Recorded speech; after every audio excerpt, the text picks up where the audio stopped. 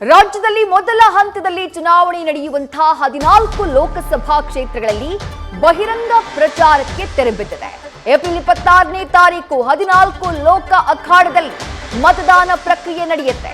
April 26ನೇ ತಾರೀಕು ಮತದಾನ ಪ್ರಕ್ರಿಯೆ ನಡೀತಾ ಇರುವಂತಹ ಹಿನ್ನೆಲೆಯಲ್ಲಿ ಈ 14 ಕ್ಷೇತ್ರಗಳಲ್ಲಿ ಬಹಿರಂಗ ಪ್ರಚಾರಕ್ಕೆ ಈಗ ತೆರೆ ಬಿದ್ದಿದೆ.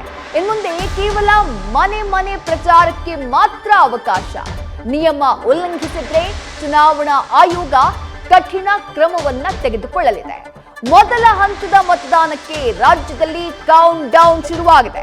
ಮೊದಲ ಹಂತದಲ್ಲಿ ಬೆಂಗಳೂರು ಕೇಂದ್ರ, ಬೆಂಗಳೂರು ಉತ್ತರ, ಬೆಂಗಳೂರು ದಕ್ಷಿಣ, ಬೆಂಗಳೂರು ಗ್ರಾಮಾಂತರ, ಉಡುಪಿ ಚಿಕ್ಕಮಗಳೂರು ಲೋಕಸಭಾ ಕ್ಷೇತ್ರ, ಹಾಸನ ಲೋಕಸಭಾ ಕ್ಷೇತ್ರ, ದಕ್ಷಿಣ ಕನ್ನಡ ಲೋಕಸಭಾ ಕ್ಷೇತ್ರ, ಚಿತ್ರದುರ್ಗ, ತುಮಕೂರು, ಮಂಡ್ಯ ಹಾಗೆ ಮೈಸೂರು ಕೊಡಗು ಲೋಕಸಭಾ ಕ್ಷೇತ್ರ, ಚಾಮರಾಜನಗರ, ಚಿಕ್ಕಬಳ್ಳಾಪುರ ಜೊತೆಗೆ ಕೋಲಾರ ಲೋಕಸಭಾ ಕ್ಷೇತ್ರ.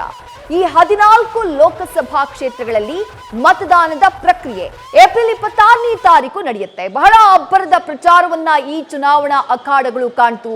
ಬಹಳ ದೊಡ್ಡ ಮಟ್ಟದ ರಾಷ್ಟ್ರೀಯ ಮಟ್ಟದ ಘಟಾನುಘಟಿ ನಾಯಕರು, ಪ್ರಧಾನಿ ನರೇಂದ್ರ ಮೋದಿಯವರ ಆದಿಯಾಗಿ ಬಹುತೇಕ ನಾಯಕರು ಈ ಲೋಕಸಭಾ ಅಖಾಡಗಳಿಗೆ ಬಂದು ಪ್ರಚಾರದ ಭರಾಟೆಯಲ್ಲಿ ತೊಡಗಿದ್ರು, ಪ್ರಚಾರ ಕಾರ್ಯವನ್ನ ಮಾಡಿದ್ರು, ತಮ್ಮ ಪಕ್ಷದ ಮತದಾರರ ಪರವಾಗಿ ಮತಯಾಚನೆಯನ್ನ ಮಾಡಿದ್ರು.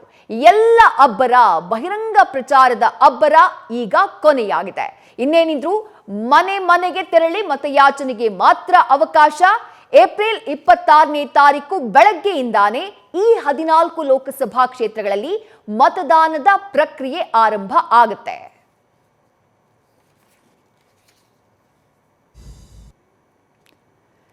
ಯಾವ ಕ್ಷೇತ್ರಗಳಲ್ಲಿ ಮೊದಲ ಹಂತದಲ್ಲಿ ಮತದಾನ ಆಗ್ತಾ ಇರೋದು? 14 ಲೋಕಸಭಾ ಕ್ಷೇತ್ರಗಳು, ಅದನ್ನ ಗಮನಿಸ್ತಾ ಇದ್ದೀರಿ. ಬೆಂಗಳೂರಿನ 4 ಲೋಕಸಭಾ ಕ್ಷೇತ್ರಗಳು, ಬೆಂಗಳೂರು ಕೇಂದ್ರ, ಬೆಂಗಳೂರು ಉತ್ತರ, ಬೆಂಗಳೂರು ದಕ್ಷಿಣ ಹಾಗೆ ಬೆಂಗಳೂರು ಗ್ರಾಮಾಂತರ.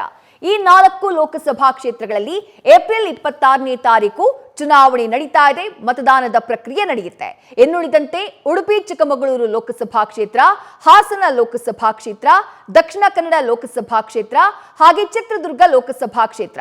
ಈ 4 ಲೋಕಸಭಾ ಕ್ಷೇತ್ರಗಳಲ್ಲೂ ಕೂಡ ಏಪ್ರಿಲ್ 26ನೇ ತಾರೀಕು ಚುನಾವಣೆ.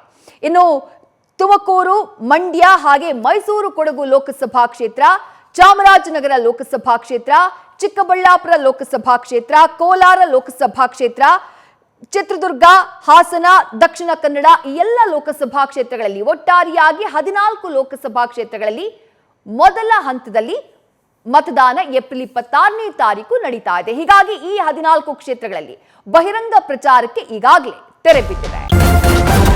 ನ್ಯೂಸ್ ಫಸ್ಟ್, ನಿರ್ಭೀತಿಯಿಂದ ನಿಮ್ಮ ಪರವಾಗಿ.